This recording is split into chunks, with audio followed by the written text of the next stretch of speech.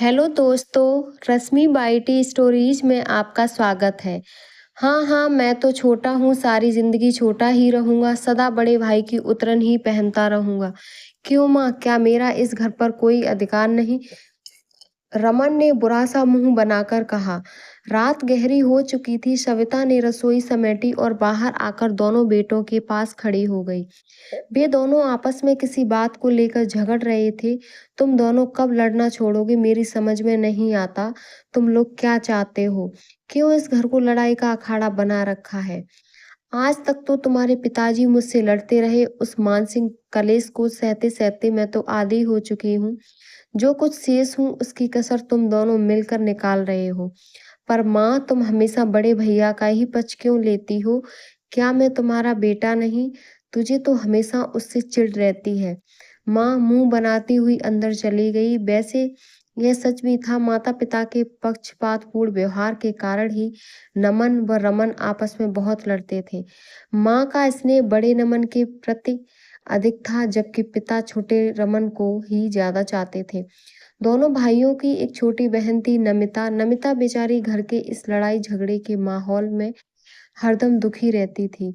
नमन व रमन भी उसे अपने पक्ष में करने के लिए हरदम लड़ते रहते थे। वह बेचारी किसी एक का पक्ष लेती तो दूसरा नाराज हो जाता।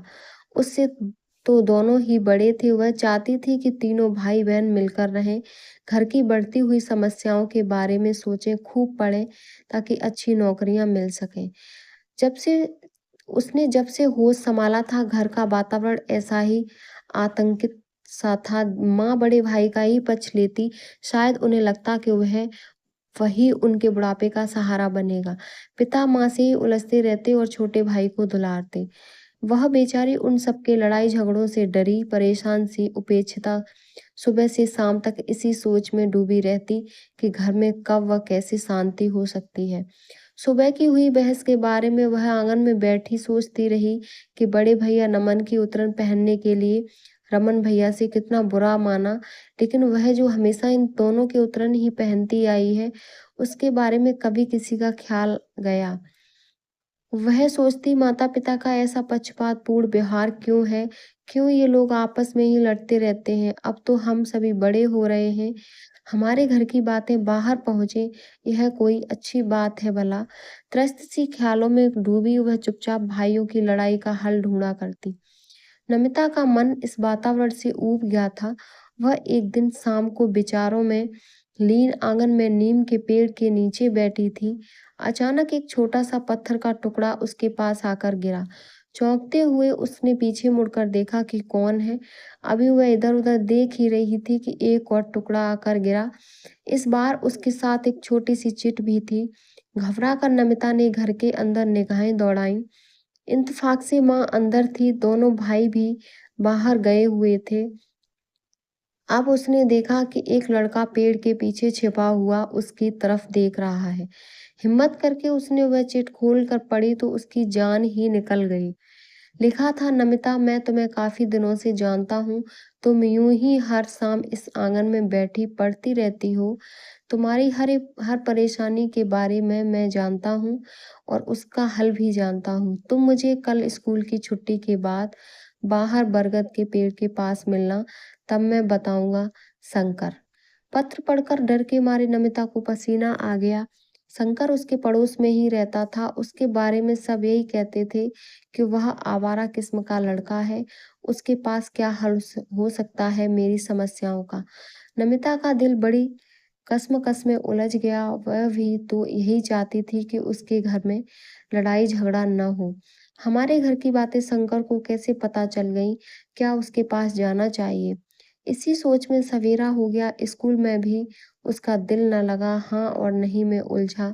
उसका मन कोई निर्णय नहीं ले पाया। स्कूल की छुट्टी की घंटी से उसका ध्यान बटा। देख लेती हूँ, वैसे बात करने में क्या नुकसान है? नमिता ख्यालों में गुम बरगद के पेड़ के पास पहुंच गई। सामने देखा तो शंकर खड़ा था। मुझे पता था कि तुम जरूर आओगी, शंकर ने कुटिलता से कहा। सुबह शीशे में शक्ल देखी थी तुमने? क्यों, क्या हुआ मेरी शक्ल को? नमिता डर गई। तुम बहुत सुंदर हो, शंकर ने जाल फेंका। उसके विचार में मछली फंस चुकी थी। और नमिता भी आत्मीयता से बोले गए 2 शब्दों के बदले बह गई। इस छोटी सी मुलाकात के बाद तो यह सिलसिला चल पड़ा। रोज ही शंकर उससे मिलता, उसके साथ 2-4 घर की बातें करता, उसे यह विश्वास दिलाने की कोशिश करता कि वह उसके हर दुख दर्द में साथ है। बातों बातों में ही उसने नमिता से घर की सारी स्थिति जान ली। उसने दोनों भाइयों के बारे में ये भी काफी जानता था। वह धीरे धीरे जान गया था कि नमिता को अपने भाइयों से बहुत मोह है और वह उनके आपसी लड़ाई झगड़ों के कारण बहुत तनाव में रहती है। शंकर ने यह कमजोरी पकड़ ली थी। वह नमिता के प्रति झूठी सहानुभूति जताकर अपनी स्थिति मजबूत करना चाहता था। वह एक आवारा लड़का था जिसका काम था नमिता जैसी भोली भाली लड़कियों को फंसाकर अपना उल्लू सीधा करना। अब नमिता घर के झगड़ों से थोड़ी दूर हो चुकी थी। वह अब शंकर के ख्यालों में डूबी रहने लगी। रमन को 1-2 बार उसकी यह खामोशी चुभी भी थी, पर वह खामोश ही रहा। रमन को तो बस नमन को ही नीचा दिखाने की पड़ी रहती थी। दोनों भाई घर की बिगड़ती स्थिति से बेखबर थे। वे दोनों चाहते तो आपसी समझ से लड़ाई झगड़ों को दूर कर सकते थे, और सच कहा जाए तो उनकी इस स्थिति के जिम्मेदार उनके माँ-बाप थे। अभावग्रस्त जीवन अक्सर कुंठा का शिकार हो जाता है। जहाँ आपस में एक दूसरे को नीचा दिखाने की बात आ जाए, वहाँ प्यार का माहौल कैसे बना रह सकता है। नमिता शंकर से रोज ही कहती कि वह उसके भाइयों का झगड़ा समाप्त करा दे। शंकर भी उसकी इस कमजोरी को भुनाना चाहता था। उसकी समझ में नमिता अब उसके मोह जाल में फंस चुकी थी। दूसरी ओर नमिता शंकर की किसी भी बुरी भावना से परिचित नहीं थी। उसने अनजाने में ही सहज हृदय से उस पर विश्वास कर लिया था। उसका कोमल मन घर की कलह से नजात चाहता था। एक दिन ऐसे ही नमिता शंकर के पास जा रही थी कि रास्ते में बड़ा भाई नमन मिल गया। "तू इधर कहाँ जा रही है भैया?" "मैं अपनी सहेली के पास कुछ नोट्स लेने जा रही थी।" नमिता ने शक पकाकर कहा, "तू घर चल, नोट्स मैं ला कर दे दूंगा, और आगे से स्कूल के बाद सीधी घर जाया कर, वरना मुझसे बुरा कोई नहीं होगा।" भाई ने धमकाया। उस दिन शंकर इंतजार ही करता रह गया। अगले दिन वह बड़े गुस्से में था। कारण जानने पर नमिता से बोला, तुम्हें आने से मना कर दिया, और खुद जो दोनों सारा दिन घर से गायब रहते हैं तब कुछ नहीं होता।" उसने उस दिन नमिता बहुत डर गई। शंकर के चेहरे से लगा कि वह उसके भाइयों से बदला लेना चाहता है। वह सोचने लगी कि कहीं उसके कारण भाई किसी परेशानी में न पड़ जाएं। उसने शंकर को समझाना चाहा, "मैं अब तुम्हारे पास नहीं आऊंगी। मेरे भाइयों ने दोबारा देख लिया तो खैर नहीं। यूं भी तुम मुझ पर जरूरत से ज्यादा गुस्सा करने लगे हो। मैं तो तुम्हें एक अच्छा दोस्त समझती थी। ओ, जरा से भाई के धमकाने से तू डर गई। मैं तो तुझे बहुत हिम्मत वाली समझता था।" शंकर ने मीठे बोल बोले, "नहीं, इसमें डरने की बात नहीं, पर ऐसे आना ठीक नहीं होता।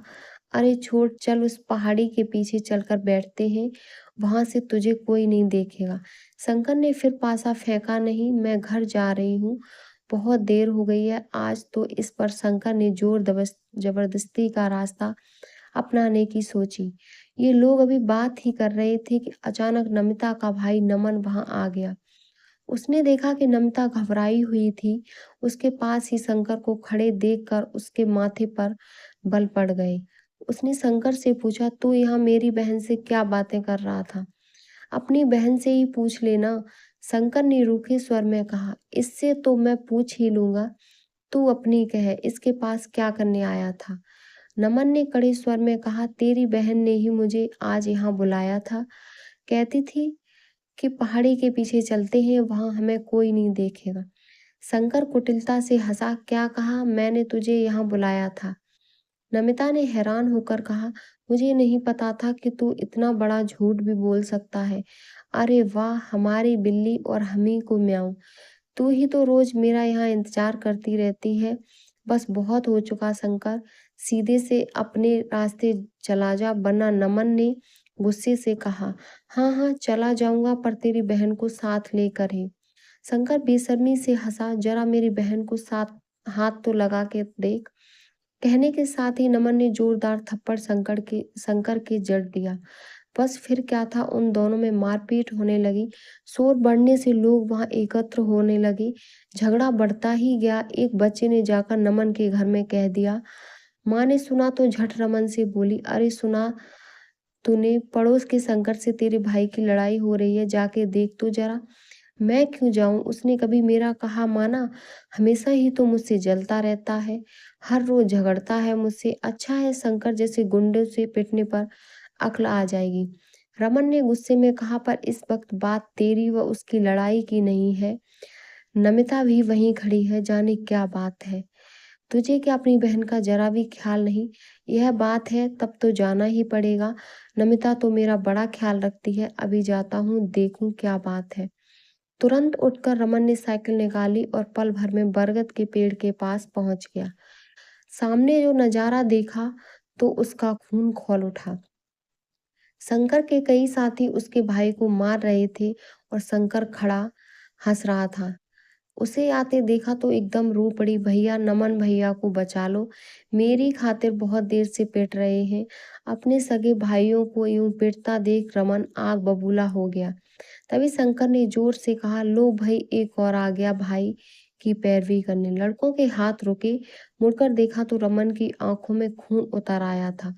उसने वहीं से ललकारा, खबरदार जो अब किसी का हाथ उठा, एक एक को देख लूंगा मैं। अरे वाह, पहले अपने को तो देख, रोज तो अपने भाई व माँ बाप से लड़ता झगड़ता है और आज कैसा शेर हो रहा है। शंकर ने चिढ़ाया, पहले तो तुझे ही देख लूं, बहुत देर से जवान लड़ा रहा है। कहते हुए रमन ने पलटकर एक घूंसा शंकर की नाक पर दे मारा और बोला, मैं अपने घर में किस किस से लड़ता हूँ, तुझे इससे क्या मतलब? वह हमारा आपसी मामला है। तूने यह कैसे सोच लिया कि तू मेरी बहन व भाइयों पर यूं हाथ उठा सकता है? शंकर उसके एक ही घूंसे से डर गया था।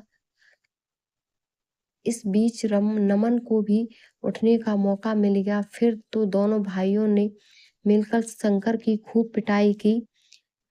उसके दोस्त मैदान में छोड़कर भाग गए। नमन के माथे से खून बहता देख नमिता ने अपनी चुन्नी फाड़ी और जल्दी से उसकी पट्टी बांधी। रमन ने नमन को अपनी बलिष्ठ बाहों से उठाया और कहा, चलो घर चलते हैं। भरी आंखों से नमन ने नमन की आंखों में झांका। वहां नफरत की जगह अब प्यार ही था। अपनत्व का भाव था, घर की शांति थी, एकता का एहसास था। नमिता दोनों भाइयों का हाथ पकड़कर बीच में खड़ी हो गई। फिर धीरे से बोली, मैं तो यही चाहती थी। फिर तीनों एक दूसरे का हाथ थामकर घर की ओर चल दिए। उम्मीद करती हूँ आपको मेरी कहानी पसंद आई होगी। अपना विचार कमेंट बॉक्स में जरूर बताएं। धन्यवाद।